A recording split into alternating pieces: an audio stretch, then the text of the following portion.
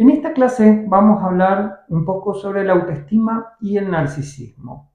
Elegí hablar de la autoestima justamente porque me parece uno de los temas más importantes a la hora de hablar de lo que serían, ¿no?, las enfermedades, al hablar de las causas mentales de las cosas, ¿no?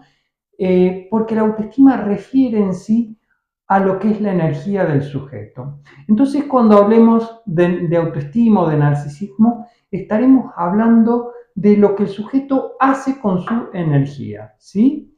Entonces, vamos a ver que el sujeto puede como o ganar energía en su interior o perder energía. Bueno, vamos a estudiar un poco estos procesos, ¿no? Eh, si nosotros tomamos la definición de autoestima, podríamos decir que la autoestima es como el conjunto de percepciones, pensamientos, evaluaciones, sentimientos y tendencias de comportamientos dirigidos hacia uno mismo, ¿sí? En cierta manera, resumido, es como la percepción que tiene uno mismo, ¿no? Si lo decimos de otra manera, es la conciencia que uno tiene de sí mismo. Entonces, en pequeñas palabras, vamos a resumir entonces la autoestima como esa conciencia que cada uno tiene de sí mismo, cómo uno se percibe, cómo uno se siente, cómo uno se vive a sí mismo, ¿no? Bueno, entonces la percepción que uno tenga, ¿no?, las ideas, los pensamientos, cómo uno se mira, en cierta manera estaría hablando dónde uno pone su energía y cómo la pone en sí mismo, ¿no?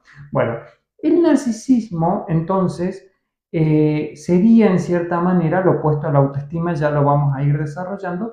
Toma su nombre del mito griego de Narciso. ¿Conoces un poco de lo que pasó con Narciso?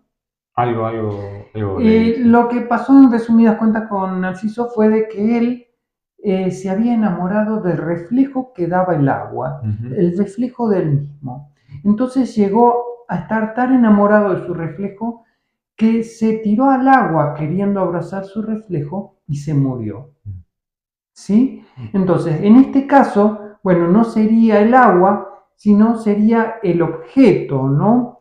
Entonces, en cierta manera, en el narcisismo, el sujeto, ¿no?, se aferra a los objetos. Esto es muy importante. Se enamora de su propia imagen, ¿no? En el caso Ujú. del narcisismo, o no se enamora, sino que también puede pasar lo contrario, ¿no?, que se odia a sí mismo. Bueno, esto fue introducido en la psicología por Freud. Entonces Freud planteaba que en el narcisismo había dos movimientos, ¿no? Un movimiento hacia afuera donde el sujeto ponía la energía en los objetos y un movimiento hacia adentro donde el sujeto veía la energía volver hacia sí mismo. Entonces acá como que se entendió que la autoestima era eso que devolvía el objeto al yo, ¿sí? ¿No? Bueno, esto es lo que vamos a trabajar un poquito, ¿no? Y la diferencia que hay y cómo, ¿no?, cómo podemos hablar de una buena autoestima, cómo tener una buena autoestima, ¿no? Bueno, entonces el narcisismo se refiere a la admiración excesiva o exagerada que el sujeto siente o de sí mismo o del otro o de algún objeto que tenga el otro o cuando toma algún objeto de sí mismo, ¿no? Pero es como una admiración excesiva que se tiene sobre eso. Entonces, en el primer caso, el yo atribuye cualidades elevadas y exageradas, produciendo una desvalorización del otro. O sea, esto significa que la admiración por sí misma exagerada produce como una desvalorización Ujú. del otro. Es como, en el narcisismo es siempre como, ¿no?, cuando queremos aumentar algo, baja del otro Como lado, mirarlo ¿no? desde arriba, ¿no? Un Sí, poco. es como el poder, ¿no? Es Ujú. como que hay una arriba y una abajo, así se Claro. para más o menos el narcisismo, ¿no? Eso, bueno, tenemos que ver, porque nosotros cuando hablamos de la lógica del poder siempre hablamos de una arriba y una abajo, en el narcisismo de una arriba y una abajo, tenemos que ver que es que el yo siempre se mueve en dualidades, Ujú. ¿no?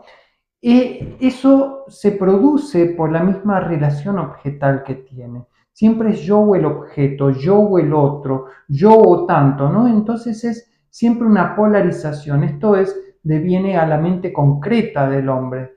El hombre en su mente concreta solo trabaja con dos variables, ¿no? Cuando hablamos del sujeto, el sujeto va más allá del yo, ¿no? Cuando el sujeto no trabaja con esas dos dualidades, sino que trabaja sería como un espectro, ¿no? Un espectro de energía, o yo le llamo un rango energético, ¿no? Entonces, el yo siempre trabaja con esas dualidades. Por eso decimos, bueno, en la materia, en el mundo de la materia, siempre el sujeto utiliza el yo para trabajar en el mundo material. Entonces, cuando el yo trabaja en el mundo material, siempre ve la realidad de manera dual, ¿no? Uh-huh. Arriba, abajo, ¿no? Adentro, afuera, lo que sea, pero siempre ve opuesto, bueno, malo, lindo, feo, ¿no? Bueno, entonces tenemos en un primer caso donde el sujeto se idealiza de manera exagerada a sí mismo, al yo o algo que tiene adentro, ¿no? Y desvaloriza al otro. O por el otro lado, ¿no? Como que le da cualidades exageradas y elevadas al otro y se desvaloriza a sí mismo. Si vos ves, esto marca mucho las relaciones humanas, ¿no? El yo tiende mucho a poner afuera, ¿no? Cualidades como muy elevadas de decir, ¿no? Por ejemplo, esta mujer es muy linda, es muy sana, es muy buena, es muy esto. Ah, yo no soy tanto. ¿Entendés? Entonces siempre que viene la valorización exagerada del otro, hay una desvalorización, ¿no? Bueno, tenemos que ver que siempre que se habla, ¿no? De este punto del narcisismo, se ve que siempre este movimiento es como el sujeto pone en los objetos esperando reintegrar, ¿no? Su producto. Dicho de otra manera, mientras la persona más inferior se sienta, mientras más poca cosa, más devalorizada, más, ¿no? Va a buscar cada vez algo más grande. Entonces, ¿cómo sabemos si una persona tiene un narcisismo elevado? ¿No? Bueno, lo sabemos porque justamente su búsqueda de cosas elevadas en la realidad está diciendo que esa persona se desvaloriza a sí mismo. Uh-huh. ¿Se entiende? Esto es muy importante porque la persona, cuando interpreta la realidad, también le da un plus de energía. O sea, no solo interpreta, sino que le pone energía a cada una de las cosas que hace. Entonces el sujeto se resta energía a sí mismo y le da mucha energía a lo que hay en el otro, ¿no? Uh-huh. Podría decirse que, digamos, la competencia que se origina, digamos, entre dos personas nace de ese narcisismo, ¿no? Porque uno ve en el otro, digamos, algo que yo no tengo, o al revés. Entonces, sí, hay esa constante nivelación, digamos, querer no sentirse menos o así, y se produce esa competencia. Sí. En el narcisismo es como siempre el sujeto está mirando afuera, al exterior. Se está midiendo, digamos, y claro. Se mide para ver el otro es como su parámetro. Uh-huh. Entonces busca construirse en base al otro. Claro. Entonces tengo más que el otro, tengo menos que el otro. En el narcisismo entonces es esa percepción que uno tiene de esa realidad, ¿no? Claro. Podemos decir que el narcisismo no es solo físico, o sea, vos podés en el narcisismo físico es como que el sujeto valora o desvaloriza objetos del mundo físico, puede ser emocional, valorar o no valorar una persona, en el caso del enamoramiento que se produce, ¿no? Esta cuestión de una valorización del otro emocional, o puede ser también que lo que uno ponga, ¿no? Esas cualidades exageradas y elevadas, te encuentras en una idea o en un pensamiento. Uh-huh. Este pensamiento puede ser mío, puede ser del otro. Uno puede como sobrevalorar los pensamientos, ¿no? Pero en todos los casos es una valorización o una desvalorización del objeto. Siempre que hablemos de objeto vamos a estar hablando del yo y del otro. Porque el objeto es el punto en común entre el yo y el otro, ¿sí? Toda relación con el otro es por medio de los objetos. Uh-huh. ¿Se entiende eso? Es como decir, bueno, siempre que hablemos del yo va a estar implícito el otro y siempre va a haber un objeto. Es como un triángulo. ¿Sí? ¿Se entiende eso? Claro, tiene que haber un punto en disputa, digamos, en cierta forma. Sí, sí, sí, sí. Entonces planteamos el narcisismo de esta manera, ¿no? Y la autoestima entonces refiere al proceso por el que pasa el sujeto, ¿no? Cuando el sujeto en cierta manera ha logrado como construir un más allá del objeto, ¿no? Podemos decir que el narcisismo es un fracaso de la autoestima, ¿sí?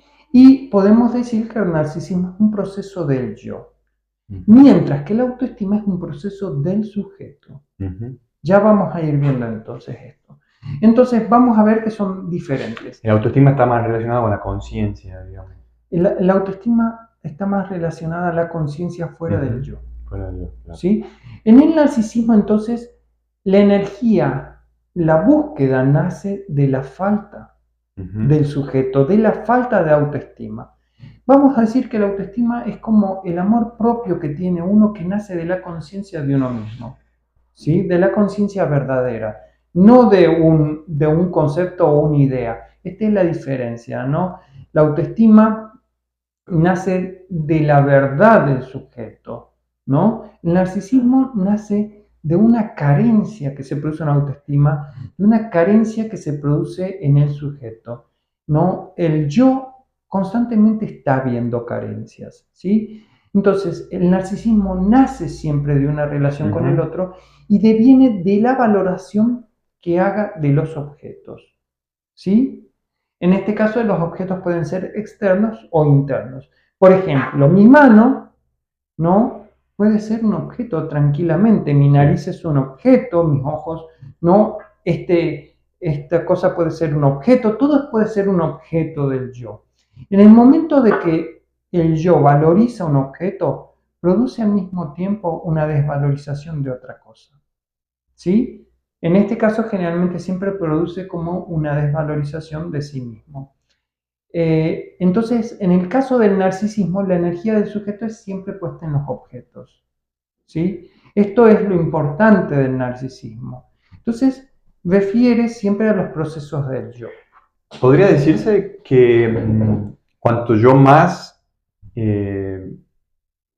valore algo afuera, más me estoy desvalorizando? ¿Es eso? Y mientras uno más mira afuera. Vos dijiste, bueno, yo me estoy comparando con el otro. Sí. Te estás desvalorización. Funciona de los dos lados, digamos. Sí. Pero, ¿y se puede valorar algo de la afuera sin que se produzca ese... Ahí está la autoestima. Esa cuestión. Es que el problema es que el yo le atribuye valor a todas las cosas. Claro. En la autoestima, ya lo vamos a ver un poquito más adelante, la autoestima no se produce esa valoración. ¿Se entiende? Porque no, el yo, en este caso, vive en base a los objetos. En el sujeto, en la autoestima, no se vive en base de los objetos. ¿Se entiende eso? Comprendo. Bueno, entonces el yo siempre enlaza su energía a determinados objetos buscando como, en cierta manera, incrementar su yo. Entonces, si los objetos crecen, el yo crece. Si el yo comienza a incrementar mayores objetos, entonces el yo se vuelve más grande. Entonces, esto implica la mayor parte de los sufrimientos de la vida humana. Esto implica la mayor parte de las relaciones de la vida humana, de toda relación con el otro. Porque el sujeto busca estos objetos, ya sea, ¿no?, el primer objeto prototípico que es el pecho materno, ¿no? Hasta después, ¿no?, el cariño y el amor de un hombre o de una mujer, ¿no? Entonces, en este caso, lo que hace el yo es hacer como una especie de inversión. Entonces, busca objetos valorados creyendo que si llega a tener esos objetos valorados, sencillamente está incrementando su valor. Claro. Sí. ¿Se entiende? Esto es fundamental. Entonces estamos diciendo que toda relación humana es una apuesta. Es como que buscamos construirnos desde afuera, sí. En vez de evocar, digamos, esa mirada interior y empezar Sí, a reconocernos, ¿no? Desde ese lugar, desde adentro. claro, es como decir, es como yo pongo mi dinero en esto, ¿no? Pero esto me tiene que dar una retribución, Claro, ¿sí? Entonces, yo te doy la mano a vos, ¿me entendés? Esperando que vos, a partir de eso, hagas algo que yo quiero. Entonces, un chantaje, digamos. el yo es tremendamente egoísta. Claro. Entonces, el yo dice, bueno, a ver, yo no hago nada si no me beneficia.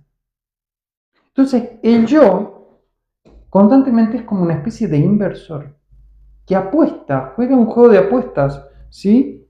Entonces, eh, el yo está invirtiendo en los objetos del mundo externo.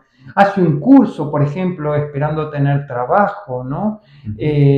Consigue una novia esperando tener sexo, no consigue no sé qué, lo que sea, consigue dinero esperando tener fama o reconocimiento, ¿no? El yo no hace nada porque sí, hace todo esperando obtener algo de eso. Entonces podemos decir que el yo es tremendamente egoísta. No se mueve a menos de que tenga un beneficio de todo eso, ¿no? Esto choca mucho con lo que sería una relación verdadera entre dos sujetos. Porque el yo no mira al otro como un sujeto, mira al otro como un objeto. Entonces, supongamos que yo me paro desde mi yo y yo estoy viendo qué ganancia puedo obtener de Mario. ¿Qué ganancia puedo obtener yo de la persona que me está mirando? Entonces, si yo hiciera, por ejemplo, ¿no? Esto de la biodecodificación para beneficio de mi yo, por ejemplo, estaría viendo, bueno, ¿qué gano yo con esto? Bueno, vamos a hacer porque yo tengo tal y cual ganancia. Ese es el narcisismo del sujeto. ¿Sí? Es siempre esta inversión del yo, ¿no? Para poner siempre, ¿no? Recuperar como energía, la pone en los objetos esperando ganar algo. ¿Se entiende eso? Entonces, y toda relación narcisista es siempre una relación de deseo. Entonces, cuando nosotros vemos el deseo y la cantidad de deseo que tiene una persona, también estamos viendo la cantidad de narcisismo que tiene dentro. ¿Sí? Entonces, Estaremos hablando de que esto es un compuesto que se presenta en todas las relaciones humanas, ¿no? en todas las relaciones. El mundo se rige en base a el mundo se rige en base a las relaciones objetales, a las relaciones de deseo, a las relaciones narcisistas. Pero acá hay una trampa. La trampa es que sencillamente toda inversión en objetos queda siempre en falta el yo. Entonces, mientras el yo, más busca, ¿no? obtener un beneficio de los objetos, más carencia siente en su interior y más falta cree en su interior. Entonces, mientras yo más deseo tengo, ¿no? Más carencia tengo dentro mío, por ende más comienzo a enlazar mi energía a nuevos objetos. Es como que el yo se ve de que está perdiendo, entonces comienza a enlazar la energía a objetos tratando de tener una ganancia. ¿Se entiende la profundidad de esto? ¿Se entiende? Bueno, eso es justamente lo que causa que se produzca una insatisfacción en la vida del sujeto. Eso es lo que hablábamos en un momento, ¿no? Que recuerdo, digamos que las personas más poderosas o las más adineradas del mundo son las que más desean, de alguna forma tienen. Y más carencias y más carencias. Sí, sí, sí, sí. Como que buscan constantemente esa figura, ese poder, digamos. Buscan algo para satisfacer a su yo y más carencias sienten y más carencias Claro, sienten. uno, digamos, de afuera ve a personas poderosas y dice, esta persona, o ve dinero y piensa que esta persona tiene la vida resuelta, cosas así, pero no. Sí. Nosotros podríamos dibujar, ¿no? Si tuviéramos que dibujar un yo, podríamos dibujar un círculo, ¿no? Con un borde bien grueso y adentro un vacío bien grande. ¿sí? Ese yo entonces es como una fortaleza, pero que esconde adentro un hueco, un vacío, ¿no? Bueno, así lo podríamos dibujar siempre al yo, ¿no? Entonces es como que el yo mira todo lo que hay afuera como objetos para llenar ese vacío. Entonces el yo abre sus puertitas para tomar algo de afuera y meterlo ahí. Uy, y ve que se lo mete al agujero y sigue vacío, claro, y sigue vacío. Es una bolsa rota, digamos, donde Sí, vas poniendo las cosas y sí, nunca se llena. nunca se llena. ¿Sí? Entonces, no importa si el objeto es interno o si el objeto es externo, eso es indiferente. Poner la energía en un objeto siempre genera una carencia, sufrimiento y muchas emociones negativas. El otro día, mientras pensaba, ¿no?, esta situación, trataba de imaginar una emoción negativa que no surgiera de una carencia. No, y no podía. No podía encontrar una emoción negativa que no surgiera de una carencia. Entonces, no sé si se puede llegar a teorizar esto, pero podemos tal vez pensar, ¿no? O arriesgar en pensar que las emociones negativas siempre nacen de esta carencia. Pero es una apuesta, ¿no? Esto no lo doy como algo comprobado. Yo siempre que digo las cosas tienen cierta comprobación, ¿no? Pero bueno, en este caso es como una apuesta, ¿no? De decir esto. Bueno, entonces pero sí podemos decir que toda emoción negativa es consecuencia del narcisismo. O sea, que la relación con los objetos será lo que a nosotros nos causa emociones. En el sujeto no se producen estas emociones, no se producen vaivenes energéticos, el sujeto goza de cierta estabilidad dentro suyo. ¿Sí? Entonces, cuando el yo pone, ¿no?, su energía en los objetos, como dijimos, es una apuesta. Esa apuesta está sujeta a una probabilidad constante. Entonces, esa probabilidad constante es una probabilidad que el sujeto pueda perder los objetos. Entonces, la probabilidad siempre es una probabilidad de pérdida. Entonces, mientras nosotros enlazamos nuestra energía en los objetos, surge la posibilidad de pérdida. Este concepto es fundamental. ¿Por qué es tan importante que el poner la energía en los objetos causa la posibilidad de pérdida y por qué nosotros normalmente no tenemos en la autoestima una posibilidad de pérdida?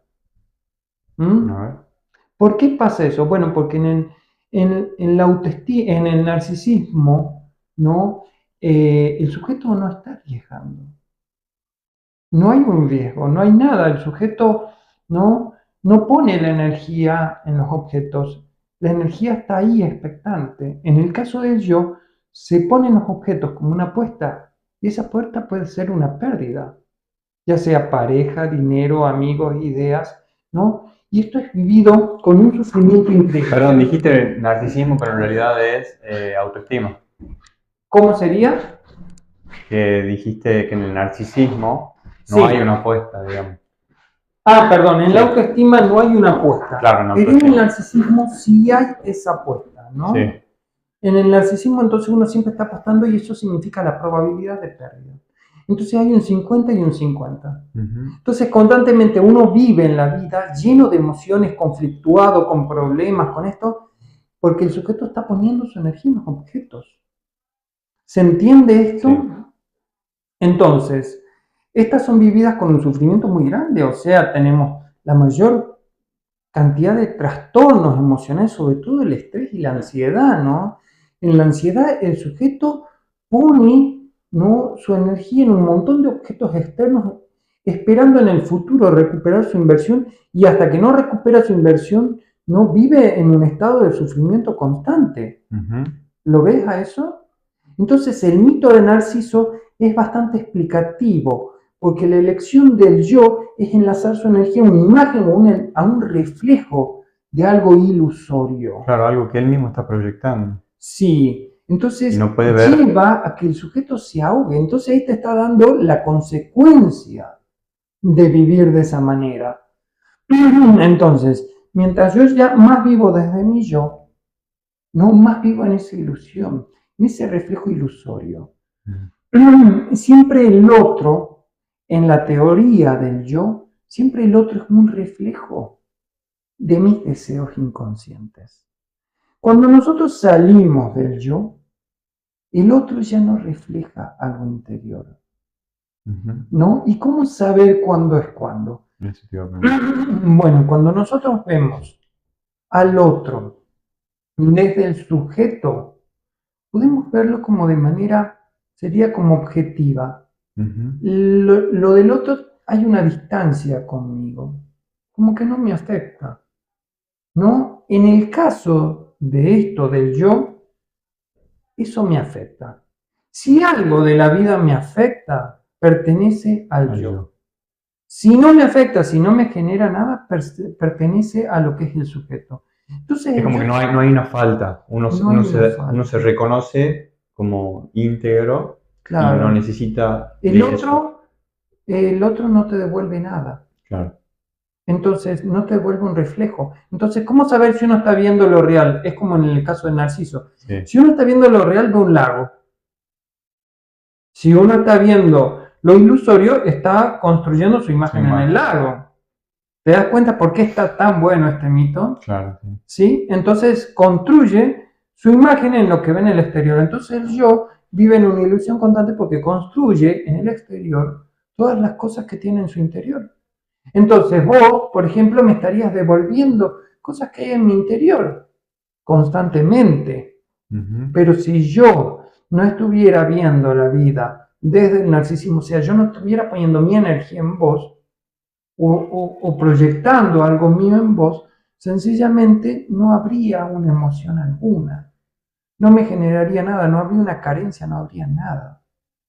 ¿Se entiende? Esto estaría relacionado con este paradigma del que tanto se habla también del programa de la separación, ¿no? De que uno se ve separado, digamos, sí, del objeto, ¿no? De cierta forma. Sí, la separación del objeto es lo que a nosotros nos crea en cierta manera una ilusión.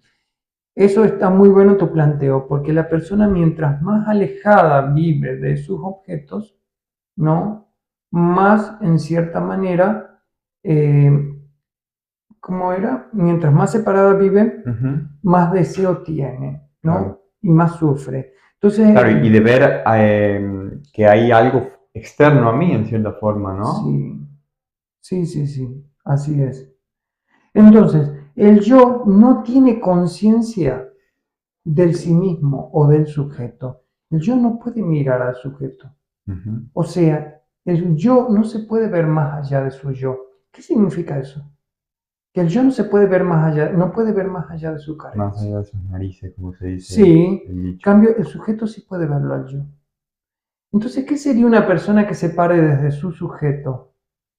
Puede mirarse, ¿no? Esto es como una teoría del observador, donde uno se puede mirar en el hecho, actuando de tal manera. Uno, en el momento que se para desde el sujeto, ve cómo está actuando su yo.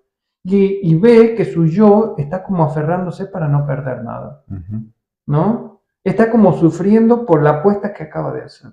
¿Se entiende? Entonces, el yo siempre va a vivir en la conciencia del reflejo de lo que el otro le devuelve. Entonces el yo lo único que puede ver es la imagen distorsionada que el otro le devuelve al yo. Eso implica un montón de conflictos porque significa que el otro te puede devolver cualquier cosa sobre vos mismo. ¿Entendés la importancia de esto? Cuando yo te dije, vamos a hablar del narcisismo y de la autoestima, me dijiste, hablemos del otro tema que está mejor. ¿Está bueno o no está bueno el tema? Sí, ¿no? Está bastante bueno. Entonces, muy aclarecedor. Sí. En el caso de la autoestima, entonces, refiere a la energía del sujeto, como ya lo habíamos dicho, ¿no? Y no del yo. Entonces, la energía en este caso no se asocia a nada externo. A ningún objeto, ni interno ni externo, ni pasado, ni presente, ni futuro. ¿Qué significa no asociar a un objeto, por ejemplo, del pasado? Una persona con una autoestima funcionando bien no está mirando su pasado, qué ha hecho, qué no ha hecho, por qué lo ha hecho. O sea, la persona vive acá, en el presente. La persona, cuando tiene la autoestima dañada, surge el narcisismo. Entonces, en el narcisismo, la persona está mirando su pasado, su futuro, menos el presente. ¿Se entiende? Entonces, en el narcisismo se vive en el pasado, en el presente. En el pasado, viendo lo que se perdió, y en el futuro, viendo lo que se invirtió. Pero no se vive en el presente. ¿Sí? En la autoestima, uno vive en el presente, ¿no? Y vive más allá del otro. Toda cuestión del yo es entonces su relación con el otro. Te doy un ejemplo. Yo te pego, ¿sí? Si vos lo mirás desde tu yo, vas a comenzar a pensar, ¿por qué el otro me pegó? ¿Por qué sentí esto? ¿Qué me pasó? Bla, bla, bla. ¿No? Cuando vos lo mirás desde el sujeto, es como que ves el golpe al otro, pero no te implican. Es como que vos lo podés ver más allá de esa escena. ¿Se entiende esto o no? Bueno, entonces va más allá del yo. Entonces la energía del sujeto no es percibida como una carencia. Como no hay objetos, no hay carencia. Sino que cuando el sujeto vive desde su sujeto, vive en una total completud. Vive en un estado de plenitud constante, como si uno se sintiera lleno de amor. Por eso es tan importante recuperar la autoestima. ¿Y qué mierda tiene que ver entonces esto con los problemas del hombre? Tiene muchísimo que ver, porque la mayor parte de los problemas devienen en que el yo constantemente esté enlazando su energía a objetos externos. ¿No? La mayor parte de los problemas emocionales, los dolores del cuerpo, los sufrimientos, todo deviene esta relación del yo con los objetos. Hasta los conceptos que hay en su cabeza refieren a esta relación. Cuando el sujeto recupera la energía que está puesta en los objetos es de vuelta a su lugar. ¿Sí? Esto se produce sacando la energía de los objetos. ¿Qué significa sacar la energía de los objetos? ¿Vos pensás? Un montón. ¿Qué estás haciendo cuando pensás? Y estás poniendo tu energía mental en objetos. Estás generando un juicio, digamos, sobre... Cuando vos decías, ¿qué estás haciendo? Estás poniendo tu energía emocional en objetos. Y cuando actúas, ¿qué haces? Pones tu energía física en objetos. Ahora, ¿qué pasa con la autoestima? Tu mente, cuando tu energía está dentro tuyo, vos no estás pensando en objetos. No estás sintiendo algo que tiene que ver con el objeto, entonces es como te sentís pleno, totalmente pleno. ¿Sí? ¿Te parece importante entender esto? Importantísimo. Bueno, entonces la renuncia del objeto, escucha bien, la renuncia del objeto lleva al sujeto un sentimiento entonces de amor y libertad. Entonces esto hace que la renuncia del objeto aumente la autoestima. ¿Qué significa esto? Significa justamente el secreto de todo este juego. Te está diciendo, bueno, vos la verdad que querés ser una persona plena, el camino es renunciar a las cosas que vos querés, a las cosas que vos pensás. ¿Cómo sería renunciar a eso que vos pensás? Y te estás dando cuenta que estás pensando cagada todo el día. O sea, sería ponerle conciencia a esa situación. Exactamente. ¿Sí? Que no es, que digamos,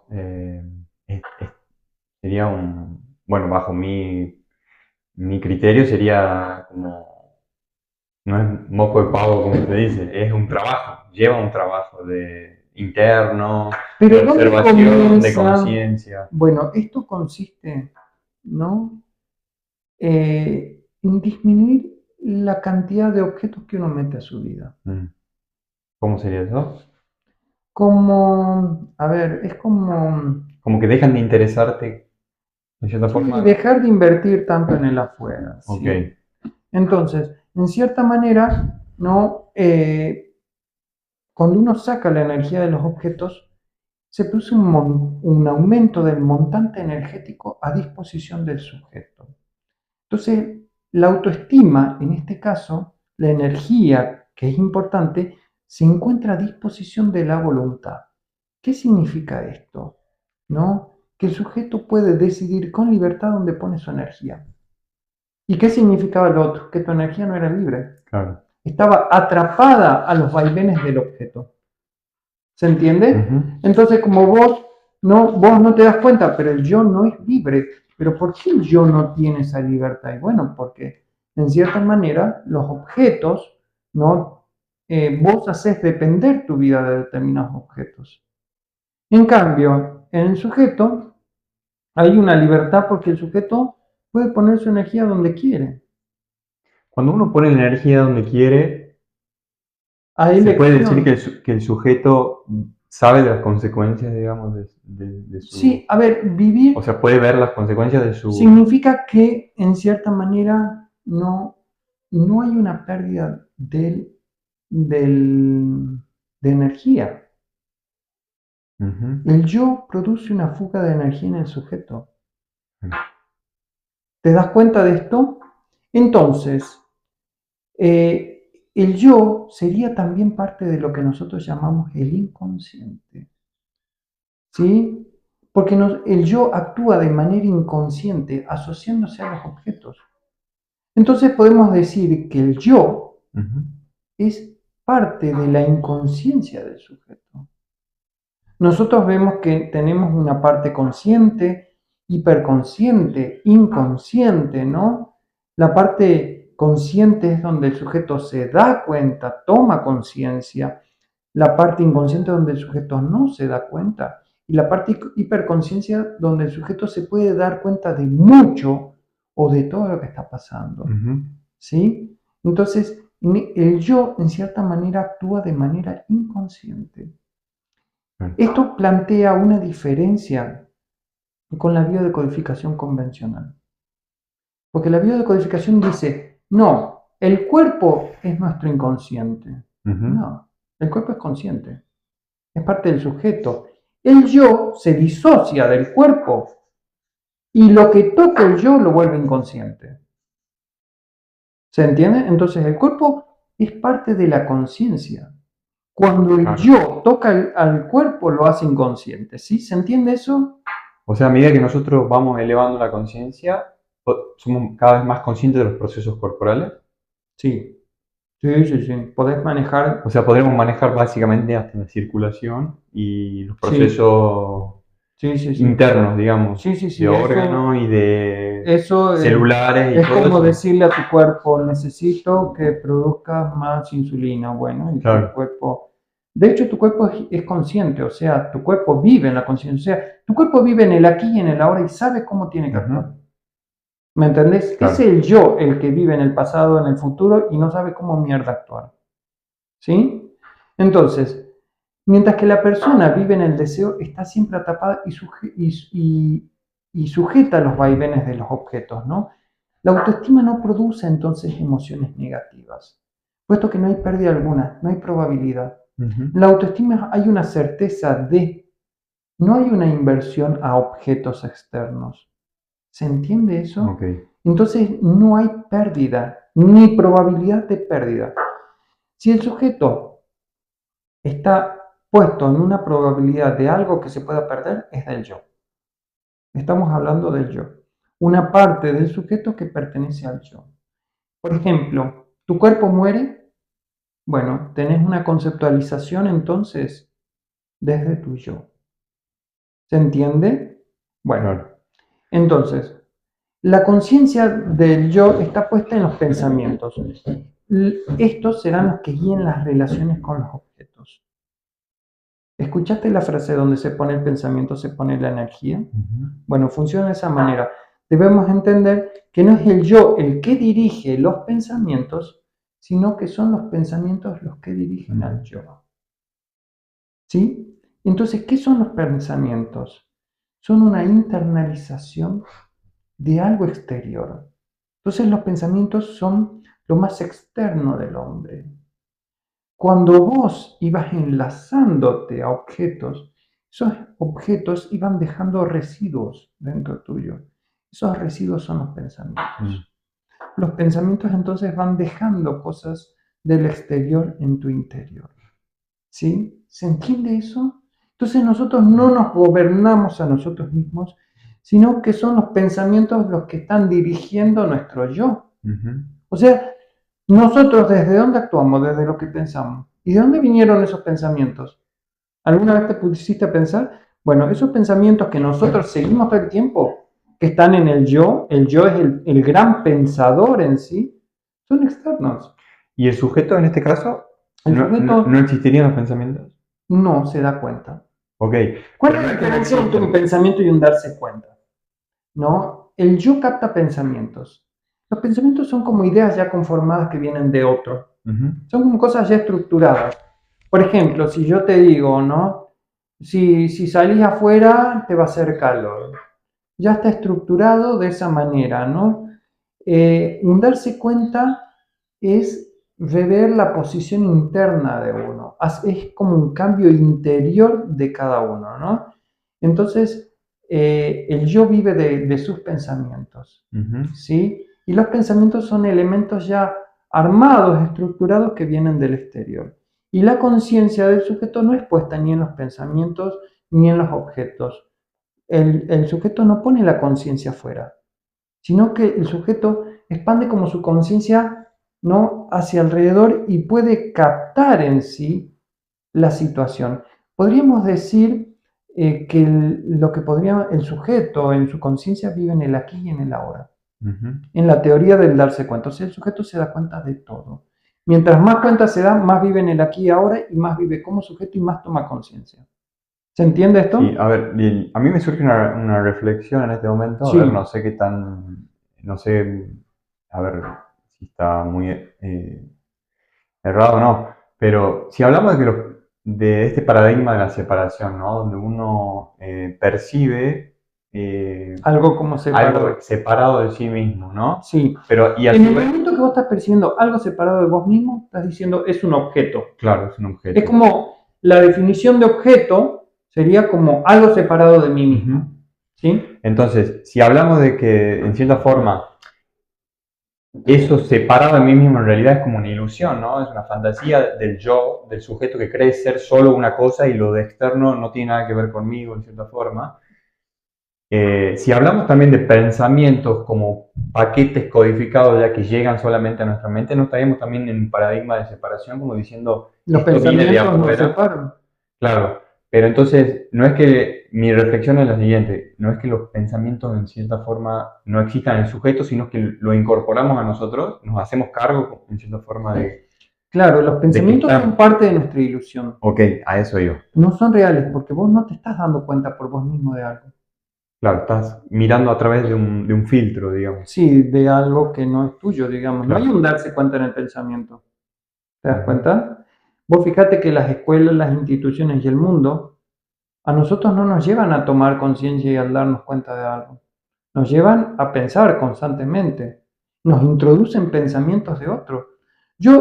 Nosotros, ¿por qué tenemos que saber cuándo Colón descubrió América? ¿Qué carajo importa cuándo Colón descubrió América? Nosotros tenemos 80, 100 años de vida y qué mierda nos importa si Colón descubrió América. Bueno, nos llevan a creer que esas cosas son importantes, ¿no? Claro. ¿Te das cuenta cómo funciona el paradigma ese? Bueno, la pregunta entonces es, ¿cómo afecta este darse cuenta, esta toma de conciencia, ¿no?, a la energía del sujeto? Bueno, en el yo, la energía siempre se pone en los objetos y esto siempre lleva una pérdida. Cuando el sujeto no pone la energía en su interior, podemos hablar de esta autoestima, de este darse cuenta, es ahí donde se produce una expansión del sujeto. Entonces, el aumento del yo produce una restricción del sujeto. Un aumento de la autoestima produce una expansión del sujeto. ¿Qué significa esto? Que el sujeto crece a medida que aumenta su autoestima.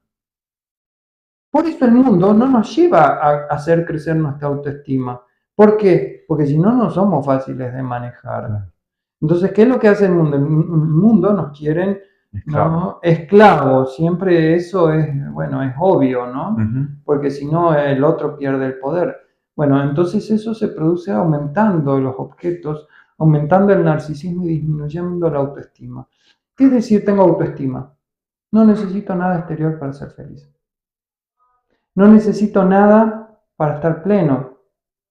¿Se entiende? Bueno, eso decimos, no necesito trabajar para tener dinero. Bueno, tenemos que aplicar la teoría de la relatividad también, ¿no? No podemos... A ver cómo la... Claro. No podemos ir y decir, bueno, hay que tener mucho cuidado con llevar una teoría a un extremo, ¿no? Bueno, la autoestima refiere a algo, pero tampoco es para que lo lleves al extremo de manera violenta, ¿no? Es para que uno entienda la relatividad del objeto. Cuando el sujeto cuestiona al objeto, está cuestionando al yo. Supongamos que vos estás enamorado. Muy bien. Y yo te toco tu objeto de amor. ¿Qué es lo que pasa ahí? Y se genera un problema en el yo. Sí. Entonces, ¿qué es lo que está haciendo ahí? Está sacando la energía del objeto. El yo ve como peligroso, saca la energía del objeto y la deja ahí a disposición del sujeto. ¿Se entiende? Bueno, entonces la autoestima es en realidad el producto natural de un aprendizaje subjetivo. Vimos lo que era un aprendizaje subjetivo en las clases anteriores. Bueno, la autoestima es propia de un aprendizaje. O sea, uno llega a su verdad interior, se da cuenta de algo que es verdadero en su interior, toma conciencia y se produce un aumento de la autoestima. Cada toma de conciencia entonces produce un aumento de autoestima y de energía en el sujeto. ¿Se entiende esto? Entonces, en la toma de conciencia no se logra cierto conocimiento, sino que uno se encuentra con su verdad interior. Eso hace caer todos los objetos. Porque los objetos son ilusorios. Los objetos es como lo más distante de la verdad. Mientras el sujeto más está enlazado a un montón de objetos externos, trabajo, dinero, logros, mujeres, sexo, esto, bla, bla, bla, bla, bla, más lejos está de su verdad. Claro, buscar una plenitud en Claro, vos me decís, tenés todo en el mundo físico, me decís. Y yo te miro como diciendo, pero ¿de qué me estás hablando? O sea, acá lo importante es que uno qué tan cerca vive de su verdad. Podés tener, no sé, un montón de dinero, mujeres, todo, pero si vos no vivís de acorde a tu verdad, ¿no? Es como sufrís, ¿se entiende? Entonces esta verdad no puede ser captada por el pensamiento, ni puede ser reducida a algún tipo de conocimiento. La verdad es algo vivo, es algo que es. No se puede reducir a algo que tu hemisferio izquierdo quiera o intente reducir a algo racional. No se puede. De hecho, la autoestima no tiene nada que ver con el hemisferio izquierdo, ¿sí? Entonces la energía que es puesta en los objetos siempre es encajada en patrones externos. Entonces, cuando vos estás estudiando los patrones de la mente, cómo se estructuraron los pensamientos en las personas, lo que estás viendo, en cierta manera, ¿no? Es cómo esos objetos se internalizaron de acuerdo a los patrones externos. Cuando el yo se quiebra y ya no puede defenderse, o sea, el poder del yo cesa, el sujeto le muestra la verdad al yo. Si el yo acepta esa verdad, produce un cambio de posición. Es el yo el que no deja que se produzca el cambio de posición. Mientras nosotros menos yo tenemos, por decirlo así, podemos como cambiar de posición de manera más fácil. Somos más maleable. Por ejemplo, si vos le decís a una persona con mucho yo, ¿no? Vos no sos abogado. Y él te va a decir, sí, yo soy abogado toda mi vida. Yo he estudiado para ser abogado, yo soy abogado. No, pero vos sos más que eso. No, yo soy abogado. El yo se cierra en ese punto y sostiene una posición. A mí me pasó mucho en la terapia, ¿no? Te cuento un caso gracioso, ¿no? De que viene un paciente, un médico, ¿no? Y dice, yo nunca me animé a ir a un psicólogo porque no me animaba a mostrarme porque yo soy médico. Ajá, ¿y qué significa eso? Y bueno, que nosotros estamos para curar, no podemos ser débiles frente a los otros. Hay una carga ahí de... ¿Sí? Entonces el tipo lloró un montón, ¿me entendés? Y después no quería volver porque se sentía muy vulnerable. El yo estaba tan estructurado en esa posición que no podía ver más allá de esa posición. ¿Sí? Entonces, desde muy chiquito nos enseñan incrementar nuestro narcisismo. Pero nadie nos enseña a aumentar nuestra autoestima, ¿no? Nos enseñan a ser dependiente del otro, a depender de las instituciones, a pensar no como pensó tal cosa. Hasta nos enseñan que pensemos como tal o cual autor. Cuando nosotros vamos a la facultad tenemos que repetir como loro lo que dicen los autores. Y si no te podés levantar a plantear algo diferente. En este momento yo estoy planteando una teoría diferente. ¿Sí? Esta teoría nace de un punto de vista diferente. Entonces, en cierta manera, el mundo no va a aceptar esa situación. ¿Por qué? Porque no crea dependencia y no te atrapa a ningún punto. Entonces, acá el poder sostiene tal paradigma porque en cierta manera lleva a que los sujetos sean controlables, manejables y dependientes. Si vos ves que algo salió en televisión fue porque al mundo en su control le conviene. ¿Se entiende? Sí. Bueno, entonces la autoestima no es de nadie. No es en relación con el otro, no te hace un sujeto controlable, te hace un sujeto despierto, ¿te das cuenta? Eso significa menor dependencia. ¿Sí? Te hace un sujeto libre. La autoestima se logra por uno mismo cuando uno se conoce a sí mismo.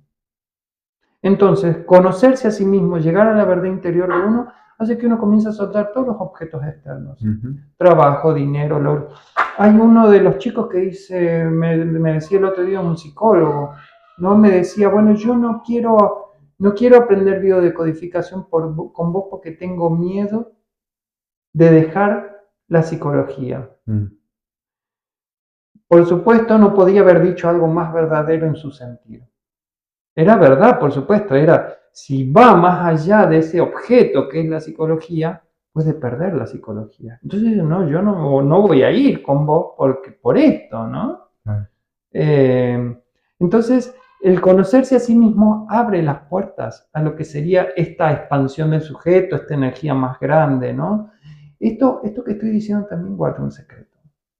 Si ustedes escuchan mis palabras, verán que, o las llevan a la práctica, verán que cuando hablamos de expandir el sujeto, hablamos de algo muy, muy increíble que se puede sentir en uno mismo, ¿no? El decir, conocerse a sí mismo, llegar a la verdad, soltar los objetos, lleva un incremento impresionante de la energía en uno mismo. La mente, el darse cuenta, la toma de conciencia, ¿no? Todo se vuelve como súper nítido, claro. Uno puede como expandir su cabeza y ver tantas cosas que antes no veía. Bueno, porque uno sale de los objetos. ¿Se entiende eso? Bueno, ¿alguna pregunta? Sí, a mí me queda más que nada el tema, me quedó un poco ahí pendiente el tema de la renuncia, ¿no? Bien, qué buen tema, sí. Porque, bueno, en palabras y más en este espacio que puede ser un poco reducido en tiempo, donde tocamos temas a niveles generales, pero me interesa saber el tema sobre la renuncia, porque... La renuncia se produce cuando hay un punto de no retorno. Hemos hablado de ese punto de no retorno, cuando uno no puede volver atrás. Se ha dado cuenta de algo y ya no puede volver atrás. ¿Me entendés? Por ejemplo, estás enamorado de una chica que no te da bola, pero de repente te das cuenta que esa chica no es lo que vos crees. Entonces, ¿qué pasa con el enamoramiento? Cae. O sea, te das cuenta de que has puesto tus faltas en esa persona, digamos. Es un objeto de deseo. Es un objeto de deseo, entonces cae. ¿No? ¿Qué sería entonces la renuncia? La renuncia es el acto más inteligente que puede hacer el hombre. Es darse cuenta de que esa persona... Que ese objeto, que ese conocimiento no te lleva a ningún lado, ¿no? Entonces, la renuncia es el punto donde el sujeto acepta la pérdida del objeto, pero la acepta interiormente, es decir, yo no necesito esto para ser feliz. Ese es el punto de renuncia. No es me sacaron, no es el otro malo me quitó, ¿no? Sino es simplemente, pero si yo ya no necesito de esto. Esa es la renuncia. Eso es lo que lleva a un aumento de la autoestima. Yo ya no necesito de tal persona, no necesito, ¿no? Hay una frase que se dice siempre que es, ¿no? Al que no quiere nada se le dará todo, y al que quiera todo se le quitará todo, ¿no? Y tiene que ver mucho con esto de la autoestima, ¿no? Porque cuando vos estás poniendo tu energía en los objetos, o sea, mirás siempre para afuera, querés lo que hay afuera, más carencia hay en tu interior, peor vivís. Y cuando vos comenzás a mirar adentro, te sentís completo, ¿no? Y te acercás más a tu verdad, es como que en cierta manera la vida te da todo, ¿no? Es como que te sentís pleno. No es que te da todo lo que vos querés, justamente te da lo que necesitas. Hay una diferencia entre lo que uno quiere y lo que uno necesita. ¿Se entiende? O sea, a mí me vienen bien ganar $10.000 más, pero realmente los necesito. Bueno, si no los necesito es mi deseo. Si es mi deseo es el camino siempre ese del narcisismo que lleva a la pérdida. ¿Sí? ¿Y por qué mi deseo está enlazado así? Porque mi yo tiene pensamientos distorsionados que me hacen creer que por medio de esos $10.000 voy a ser más feliz. Entonces el yo siempre está engañando, ¿no? Perdón, el pensamiento siempre está engañando al yo, haciéndole creer que si tiene eso o aquello o el otro o lo otro, va a ser pleno. Lo que no sabe es que mientras esos pensamientos que son como patrones que se internalizan, van dejando cada vez en mayor carencia al ser humano. Eso es lo que está pasando con el mundo, ¿sí? Lo que está pasando es que el hombre tiene demasiada ambición, o sea, demasiado deseo, y no respeta al mundo. Entonces el mundo le va a devolver próximamente, en muy poco tiempo, al hombre, ¿no? Todo lo que el hombre le quitó. ¿Sí? Se lo va a dejar. Si el hombre vive en esa mente de deseo y de carencia, el mundo va a responder de manera no con carencia. ¿Por qué? Porque no olvidemos que no, la conciencia es magnética y el magnetismo atrae. Entonces el hombre sin darse cuenta atrae sus realidades. ¿Se entiende eso? Bueno, hasta la próxima clase.